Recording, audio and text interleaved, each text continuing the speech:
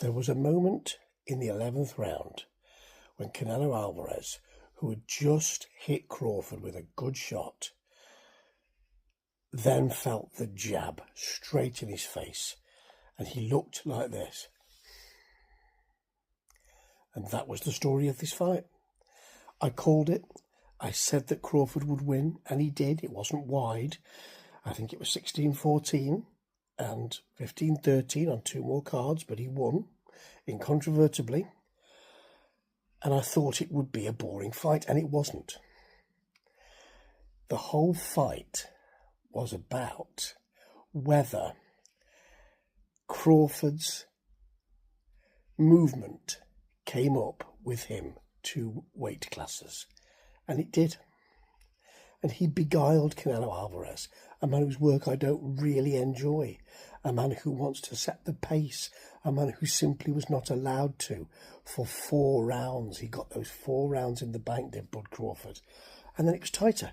But Bud Crawford, not only did he dance away from him, not only did he allow himself to get on the ropes and then dance away and be out of range and catch the shots on his gloves, and didn't allow that pushy. I mean, in the middle rounds, 4th and 5th or 5th and 6th, Canelo got into a groove and started to push.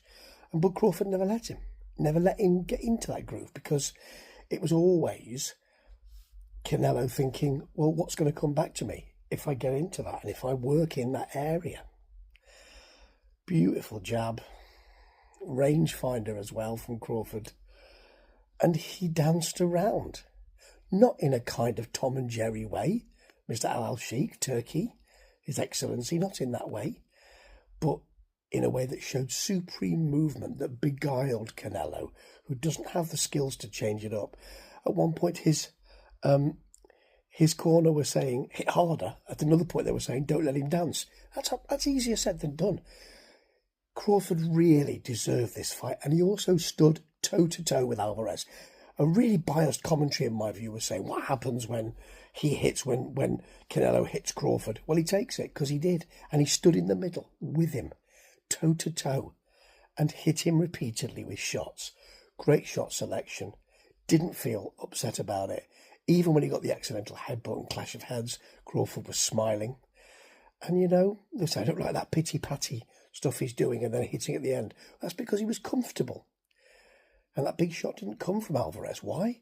Because Crawford didn't let him. Supreme boxing skills. And I'll talk about what happens to both of them later. But that was a great fight. Crawford deserved it.